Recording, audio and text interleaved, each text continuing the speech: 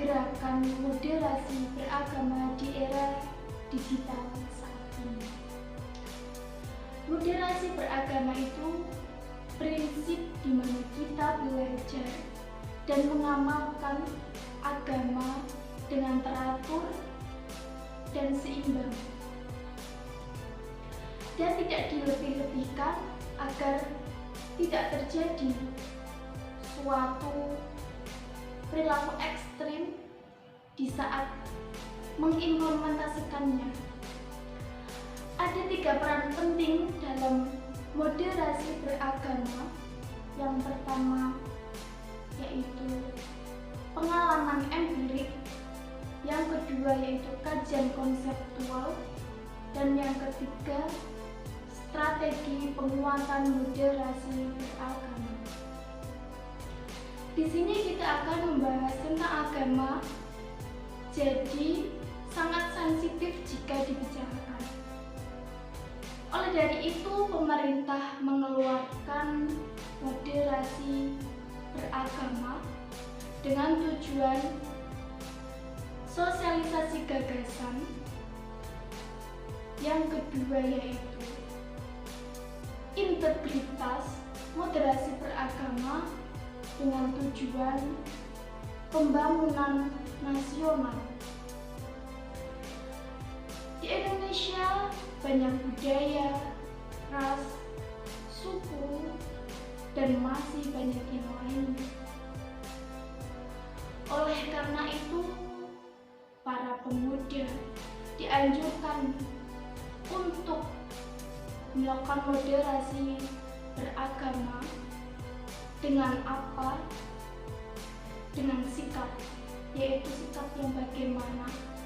Sikap yang moderat, dan juga disertai dengan keilmuan agar dapat sikap moderat dan moderasi adalah suatu sikap dewasa yang baik dan sangat diperlukan. Radikalisme,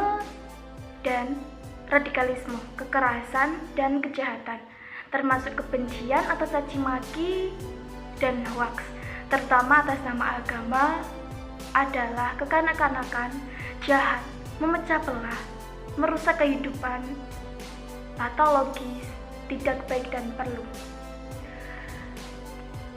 Moderasi merupakan usaha kreatif untuk mengembangkan suatu sikap keberagaman di tengah berbagai desakan yang berbeda, seperti klaim kebenaran absolut dan naivitas antara interpretasi literal, dan penolakan yang arogan atas ajaran agama. Juga antara radikalisme dan sekularisme, komitmen utama moderasi beragama terhadap toleransi sebagai cara terbaik untuk menghadapi radikalisme agama yang mengancam kehidupan beragama itu sendiri, dan pada tolak ukur mengimbasi kehidupan persatuan masyarakat berbangsa dan bernegara. Memperhatikan sikap keberagaman dalam dinamika berbangsa dan bernegara akhir-akhir ini, Presiden Republik Indonesia Joko Widodo pada berbagai kesempatan mengajak tokoh-tokoh agama untuk menjadikan agama sebagai sumber nilai yang merawat kebinekaan, tokoh dan umat beragama untuk memberikan wawasan keagamaan yang lebih dalam dan luas lagi kepada umat masing-masing, karena eksklusivisme, radikalisme, dan sentimen agama cenderung bertumpu pada ajaran-ajaran agama yang terdistorsi. Tidak dapat disangka bahwa agama menjadi roh utama bangsa ini, sehingga para tokoh agama berperan penting untuk menjaga kemajemukan sebagai kekayaan dan modal sosial Indonesia. Bagi bangsa Indonesia, diyakini sebagai kehendak Tuhan, keragaman tidak diminta, melainkan pemberian Tuhan Sang Maha Esa. Bukan untuk ditawar, melainkan untuk diterima. Indonesia adalah negara yang keberagaman etnis, suku, budaya, bahasa, dan agama yang tiada tandingannya di dunia. Selain 6 agama yang paling banyak dipeluk oleh masyarakat, ada ratusan, bahkan lebih dari satu suku, bahasa, dan aksara daerah serta kepercayaan lokal di Indonesia.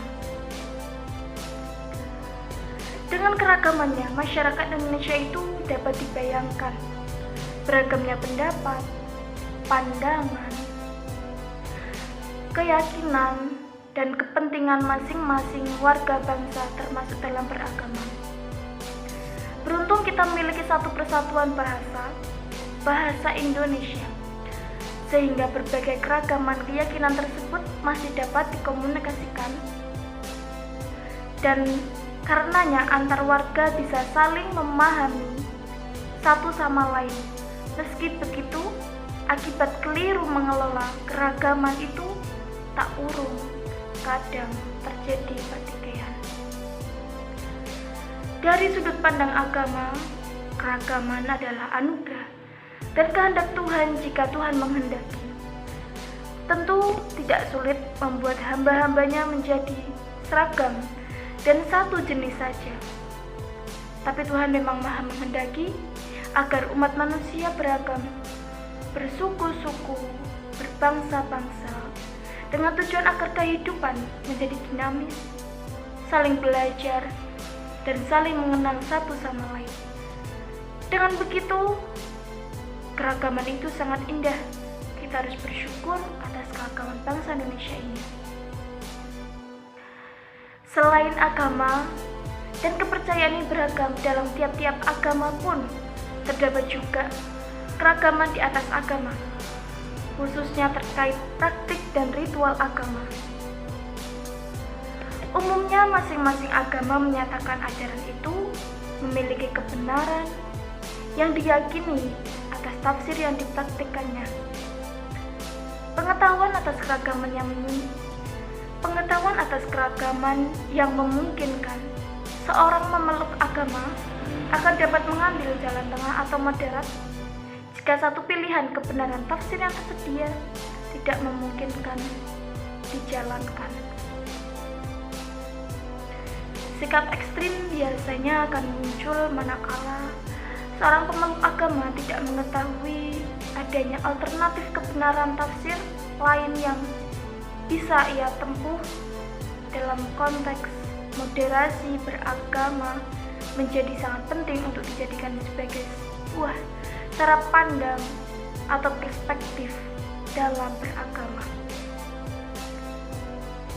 Di Indonesia, dalam era demokrasi yang serba terbuka, perbedaan pandangan dan kepentingan di antara warga negara yang sangat beragam itu dikelola sedemikian rupa sehingga semua aspirasi dapat tersalurkan sebagaimana mestinya.